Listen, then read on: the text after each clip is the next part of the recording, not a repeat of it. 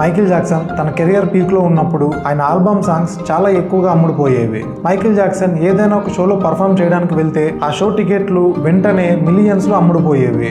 ఆయనకి cult fans ఉన్నారు. అందుకే ఆయన క్రేజ్ చూసి పెప్సీ కంపెనీ తన ప్రొడక్ట్ ని ఆయనతో ప్రమోట్ చేయించాలని నిర్ణయించింది. 27 జనవరి 1984న మైకేల్ జాక్సన్ పెప్సీ బ్రాండ్ కోసం ఒక యాడ్ షూట్ చేస్తున్నప్పుడు సడన్ గా ఒక సంఘటన జరిగింది.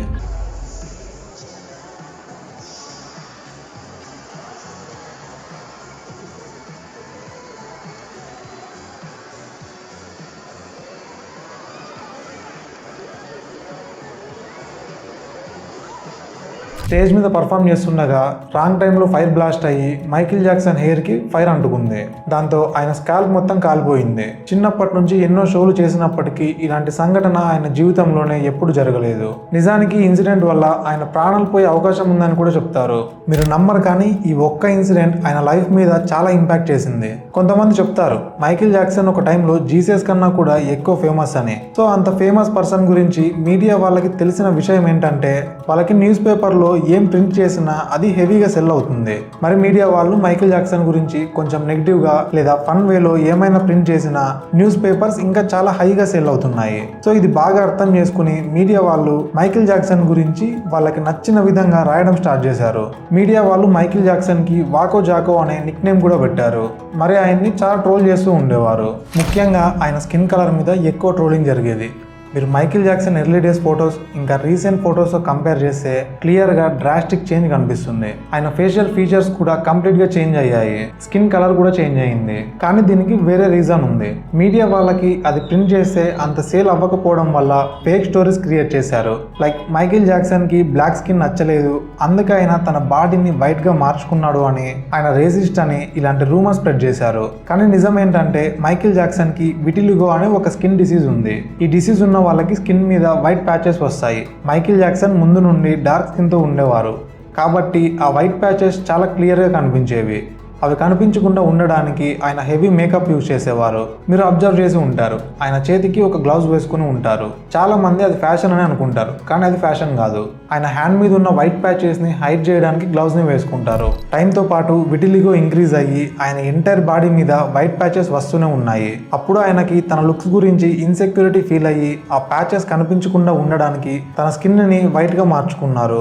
మీడియా వాళ్ళకి ఈ నిజం తెలిసినా కూడా స్టిల్ ఆయన్ని ట్రోల్ చేయడం ఆపలేదు. ఆ ట్రోలింగ్ లెవెల్ ఎంత అంటే ఒకరోజు మైకేల్ జాక్సన్ తన స్కిన్ కలర్ గురించి క్లారిటీ ఇవ్వాల్సిన సిచ్యువేషన్ వచ్చింది. I have a skin disorder that destroys the pigmentation of the skin. It's something that I cannot help. Okay, but when people make up stories that I don't want to be who I am, it hurts me. తర్వాత ఆయన $17 million ఖర్చు చేసి నెవర్లాండ్ అనే ఒక స్థలాన్ని నిర్మించారు.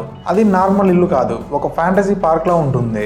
Michael Jackson కి పిల్లలంటే చాలా ఇష్టం, కానీ రాంగ్ వేలో కాదు. నిజం ఏంటంటే ఆయన తన చైల్డ్హుడ్ ని ఎంజాయ్ చేయలేకపోయారు. చాలా చిన్న ఏజ్ లోనే మ్యూజిక్ ఇండస్ట్రీలోకి ఎంటర్ అయ్యారు కాబట్టి నార్మల్ చైల్డ్హుడ్ ని ఎక్స్పీరియన్స్ చేయలేదు. ఆయన ఫాదర్ కూడా చాలా స్ట్రిక్ట్ గా టాక్సిక్ గా ఉండేవారు.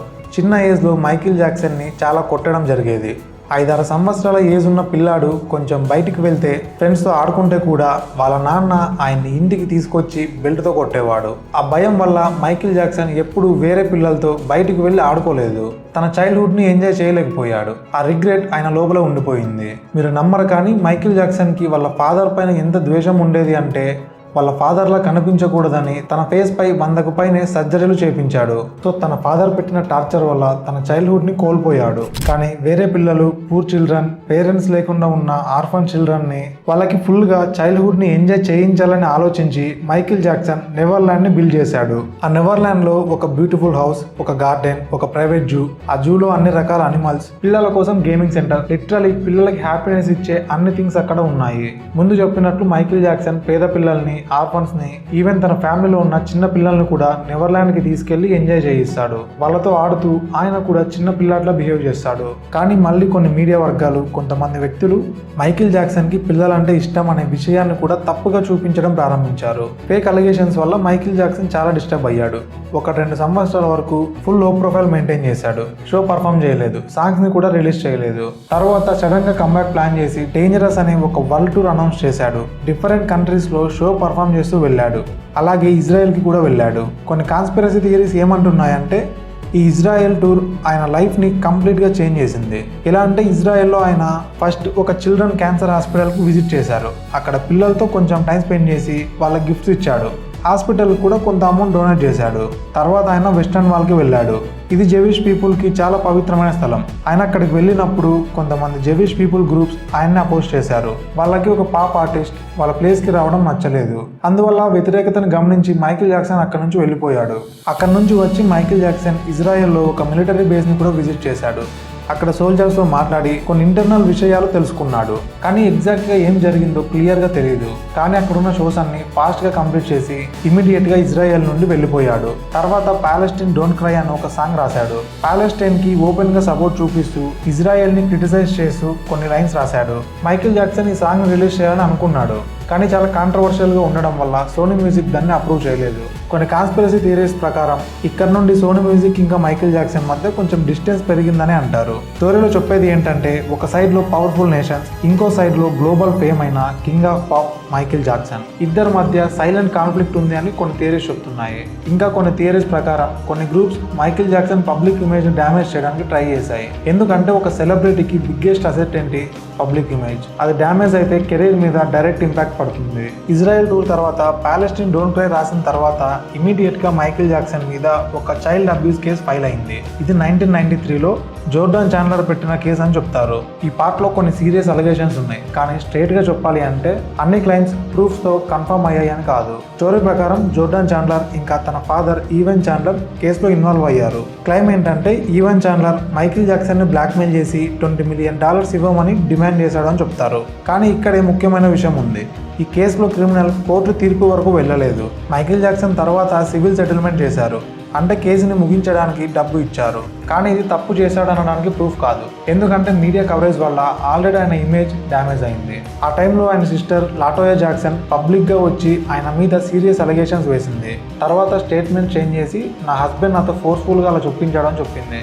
ఇవి చూసి కొంతమంది కుట్ర జరిగిందని అంటారు. కానీ ప్రాపర్ ఎవిడెన్స్ లేకుండా ఎలాంటి నిర్ణయాలు తీసుకోవడం సరైనది కాదు. ఇంకా మ్యూజిక్ సైడ్కి వస్తే మైకేల్ జాక్సన్ ఈ సాంగ్లో కొన్ని కాంట్రవర్షియల్ లిరిక్స్ యూజ్ చేశాడు. ఆ లిరిక్స్ వల్ల ఆయన మీద క్రిటిసిజం వచ్చింది, స్పెషల్లీ జెవిష్ కమ్యూనిటీ నుండి. సాంగ్లో ఉన్న వర్డ్స్ తప్పుగా పోర్ట్రే అయ్యాయి. తర్వాత మైకేల్ జాక్సన్ దానికి అపాలజీ చెప్పాడు. ఆయన ఉద్దేశం అన్యాయాన్ని చూపించడం, మద్దతు ఇవ్వడం కాదు. ఇప్పటికే మైకేల్ జాక్సన్కి చాలా మంది ఎనిమిస్ క్రియేట్ అయ్యారు.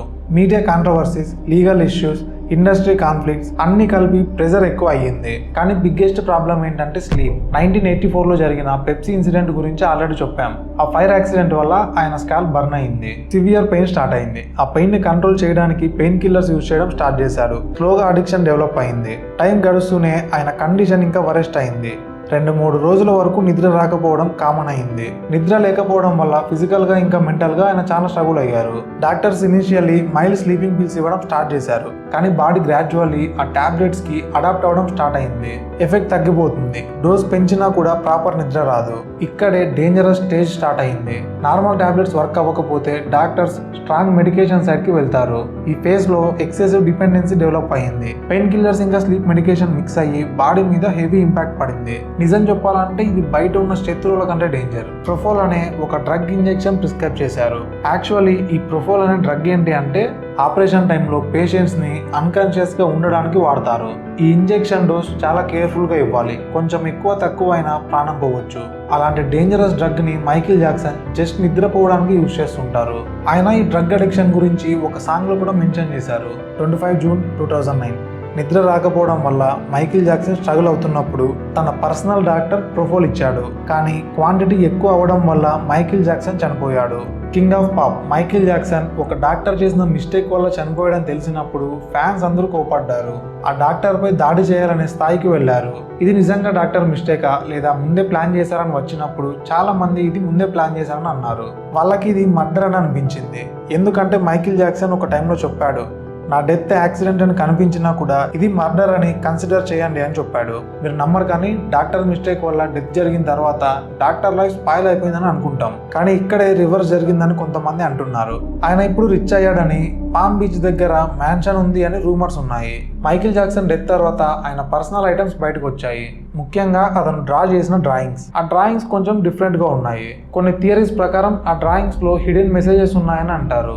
1950s ఇంకా 60s టైంలో CIA కొన్ని సీక్రెట్ హ్యూమన్ ఎక్స్పెరిమెంట్స్ చేసిందని రూమర్స్ వచ్చాయి. ఆ ప్రాజెక్ట్ పేరు MK అల్ట్రా మైండ్ కంట్రోల్ అని అంటారు. మోనార్క్ ప్రాజెక్ట్ అనే కాన్సెప్ట్ ని మెన్షన్ చేశారు. CIA వాళ్ళు అఫీషియల్ గా చెప్పింది ఏంటంటే MK అల్ట్రా మైండ్ కంట్రోల్ అనే హ్యూమన్ ఎక్స్పెరిమెంట్ జరిగాయి అని యాక్సెప్ట్ చేశారు. కానీ మోనార్క్ అనే ప్రాజెక్ట్ గురించి మాకు ఏమీ తెలియదు అని, ఇది జస్ట్ రూమర్ అని చెప్పారు. కానీ కొన్ని కాన్స్పిరసీ థియరీస్ ప్రకారం MK అల్ట్రాతో పాటు మోనార్క్ ప్రాజెక్ట్ కూడా నడిచిందని అంటారు. ఆ థియరీ ప్రకారం వాళ్ళు సెలబ్రిటీస్ని క్రియేట్ చేస్తారు, తర్వాత వాళ్ళని యూజ్ చేసి జనాలను మ్యానిపులేట్ చేస్తారు, రియల్ ఇష్యూస్ నుంచి అటెన్షన్ని డైవర్ట్ చేస్తారు. దానికి చిన్న పిల్లల్ని సెలెక్ట్ చేసి వాళ్ళని నార్మల్ కిడ్స్ కన్నా డిఫరెంట్గా ట్రైన్ చేస్తారు. వాళ్ళపై స్పెషల్ ఎక్స్పెరిమెంట్స్ చేసి స్పెషల్ టాలెంట్స్ని డెవలప్ చేస్తారు. తర్వాత వాళ్ళని పాపులర్ చేయడానికి ఇన్ఫ్లుయెన్స్ని యూజ్ చేస్తారని అంటారు. సో బేసికల్లీ ఇది మోనార్క్ ప్రాజెక్ట్ అని చెప్తారు. అప్పుడు మైకేల్ జాక్సన్ డ్రాయింగ్స్ అని బయటకు వచ్చినప్పుడు చాలా మంది ఈ థియరీతో కనెక్ట్ చేసి స్టోరీస్ క్రియేట్ చేశారు. మైకేల్ జాక్సన్ మోనార్క్ ప్రాజెక్ట్ లో ఒక విక్టిమ్ అని, ఎందుకంటే ఆయన గ్రోత్ చాలా ఇన్సెన్ గా ఉంది, హిస్టరీలో చాలా రేర్. సో కొంతమంది ఆ యాంగిల్లో నమ్మారు.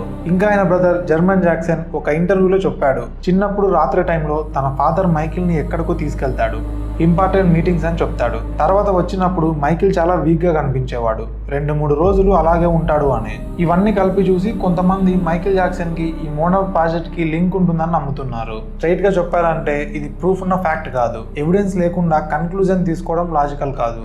ఇదంతా ఉంటే ముందే చెప్పలేదని చాలా మంది అడిగారు. కానీ ఫ్యాక్ట్ ఏంటంటే తన చైల్డ్హుడ్ లో అంత ట్రామా, అంత టార్చర్ ని ఎక్స్పీరియన్స్ చేసిన వాడు ఆ పెయిన్ ని డైరెక్ట్ గా కాకుండా డ్రాయింగ్స్ ద్వారా ఎక్స్ప్రెస్ చేయడం కామన్ అని అంటారు. మైకేల్ జాక్సన్ చనిపోయే ముందు 7 అనే ఆల్బమ్ ని అనౌన్స్ చేశాడు. న్యూమరాలజీలో 7 అంటే ట్రూత్ సీకర్, నిజం చెప్పడం లేదా నిజం వెతకడం అని మీనింగ్. ఈ 7 ఆల్బమ్ ఆయనకి చాలా ఇంపార్టెంట్ అని చెప్తారు. కానీ రిలీజ్ అవ్వక ముందే ఆయన చనిపోయాడు.